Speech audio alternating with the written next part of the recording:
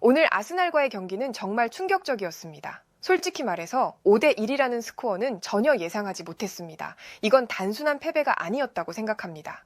팀의 전술적인 기둥 자체가 완전히 무너져버린 경기였습니다. 전반전이 끝난 뒤 라커룸에서 저는 선수들에게 토트넘의 손흥민을 언급했습니다. 그리고 지금 제가 손흥민에 대해 이야기하는 이유도 분명합니다. 맨시티를 이끌고 있는 펩 과르디올라 감독이 아스날에게 충격적인 대패를 당한 가운데 전반전이 끝난 뒤 이례적으로 다른 팀의 선수인 손흥민을 언급한 사실이 알려지면서 외신들은 의구심을 품고 있습니다. 그러나 이러한 궁금증은 펩 과르디올라 감독의 한마디로 모두 해소되었습니다. 그는 인터뷰에서 손흥민을 계속해서 언급하며 마치 손흥민을 팀으로 데려올 수 있다는 자신감을 내비쳤는데요. 자세한 내용을 좋아요 버튼과 함께 살펴보겠습니다. 전설적인 공격수 티에리 앙리는 펩 과르디올라 감독이 손흥민을 언급한 데에는 분명한 이유가 있다고 분석했습니다. 티에리 앙리는 토트넘과 브렌트포드전과 맨시티와 아스날전에서는 손흥민이라는 공통점이 드러난다며 두 경기를 정밀하게 분석하기 시작했는데요. 아스날이 맨시티를 5대1로 무너뜨린 오늘 경기에서 저는 손흥민이 있었다면 전혀 다른 결과가 나왔을 것이라고 생각합니다. 특히 며칠 전 토트넘과 브렌트포드의 경기에서 손흥민이 보여준 몇 가지 장면들이 아직도 눈에 선해요. 손흥민은 전술적으로 고립된 상황에서도 팀의 결정적인 순간들을 만들어냈습니다. 그의 낙차 큰 코너킥으로 상대의 자책골을 유도했고 파페 사르에게 완벽한 어시스트를 제공하며 팀의 두 골에 모두 관여했죠. 그는 패스 지원이 부족한 상황에서도 혼자 활로를 개척하며 경기의 흐름을 바꿔놓았습니다. 그런데 맨시티는 오늘 경기에서 그런 움직임을 전혀 보여주지 못했습니다. 손흥민 같은 선수가 있었더라면 상대의 전방 압박을 뚫어내고 결정적인 순간마다 팀의 활기를 불어넣었을 겁니다. 빌드업에서 중요한 것은 단순한 패스가 아닙니다. 공간을 찾아주는 움직임이 없으면 빌드업은 무용지물이 됩니다. 브렌트포드전에서 손흥민은 이를 몸소 보여줬습니다. 미드필더가 패스를 돌릴 때 그는 수비 사이에서 끊임없이 공간을 찾아 움직였고 덕분에 파페 사르에게 퀄리티 높은 어시스트를 제공할 수 있었죠. 반면 맨시티는 오늘 전방에서 그런 움직임이 전혀 없었습니다. 홀란드는 고립됐고 미드필더들은 패스 루트를 찾지 못했습니다. 손흥민이 있었다면 상황이 달랐겠죠. 그는 전방에서 미드필더와의 연계를 통해 팀이 원활하게 빌드업을 전개할 수 있게 했을 겁니다.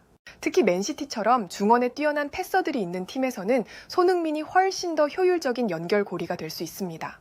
손흥민의 가장 큰 장점 중 하나는 공간을 창출하는 능력입니다. 단순히 패스를 손흥민은 기다리지 않고 스스로 빈 공간을 찾아다니며 상대 수비의 균형을 무너뜨립니다.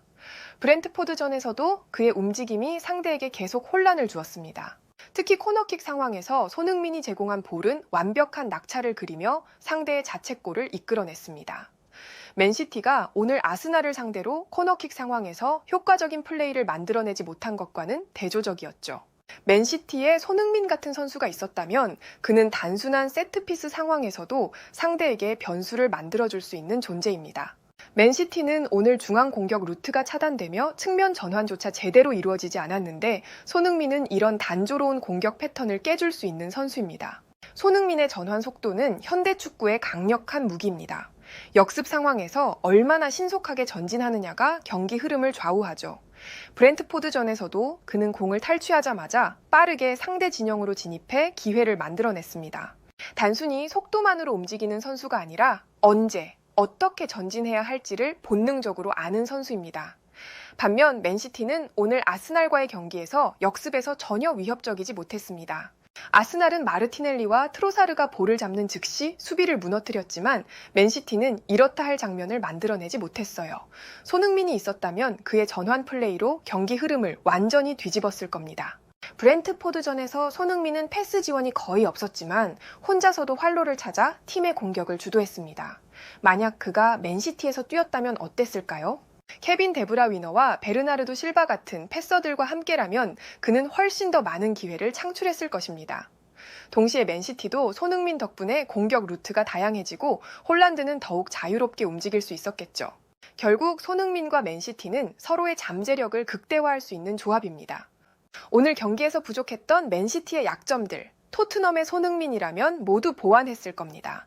그는 공격 전환과 공간 창출, 전술적 유연성을 완벽히 갖춘 선수니까요. 맨시티의 펩 과르디올라가 손흥민을 원한다는 말, 충분히 납득이 가는 장면이 그려졌습니다. 이러한 상황에서 아스널에게 큰 점수차로 패배를 맛본 맨시티의 펩 과르디올라 감독은 인터뷰에서 자신의 생각을 전하던 중 손흥민을 언급하며 모두의 이목을 집중시켰습니다. 아스날과의 오늘 경기는 정말 충격적이었습니다. 솔직히 말해서 이렇게 큰 점수차로 무너질 줄은 상상도 못했습니다. 5대1 패배라니요. 이건 단순한 패배가 아닙니다. 팀 전체가 전술적으로 완전히 붕괴된 경기였습니다. 라커룸에서 선수들을 마주할 때 저는 그들의 눈빛을 보며 확신했습니다. 우리가 지금 뭔가 크게 잘못 가고 있다는 것을요.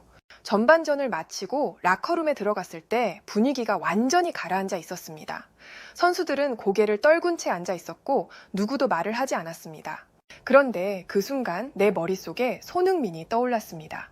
불과 며칠 전 토트넘과 브렌트포드 경기를 보면서 손흥민이 보여준 플레이가 아직도 생생했습니다.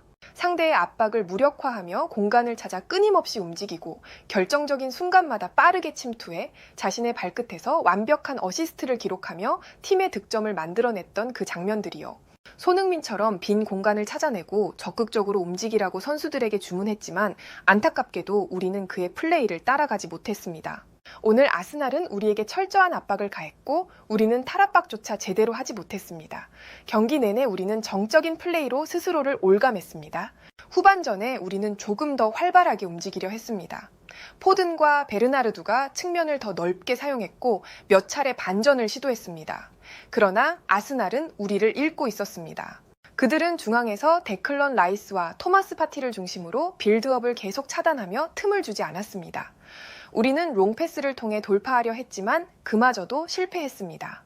우리에게 손흥민이 있었다면 어땠을까요? 그는 이런 상황에서 상대 수비 뒷공간을 정확히 노리고 침투했을 겁니다. 아스날의 수비진은 손흥민 같은 선수를 상대하면서 훨씬 더 혼란스러웠을 겁니다.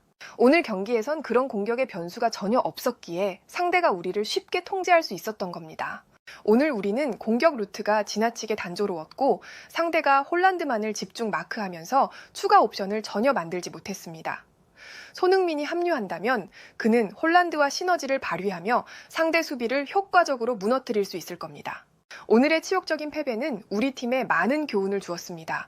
우리는 전술적으로 더 유연해져야 하며 더 다양한 공격 루트를 마련해야만 합니다. 손흥민은 그 답이 될 수 있습니다. 우리 맨시티는 빠른 시간 안에 팀을 재정비하고 부족한 부분을 보완해야 합니다. 이번 패배가 팀이 성장하는 계기가 되길 바랍니다. 그리고 그 성장의 중심에는 손흥민이 있어야 한다고 생각합니다. 한 가지 확실한 것은 머지않아 손흥민과 함께할 수 있다는 자신감이 있다는 점입니다. 이 답변의 의미는 시간이 지나면 곧 알게 되실 겁니다. 해외에서는 이 같은 반응을 보여주었고 좋아요와 무료 구독 그리고 알림 설정해 주시면 영상 제작에 큰 힘이 됩니다. 여러분들의 생각을 자유롭게 댓글로 남겨주시고 오늘도 시청해 주셔서 진심으로 감사드립니다. 오늘도 편안함에 이르시길 기원하겠습니다. 이상 월드TV였습니다.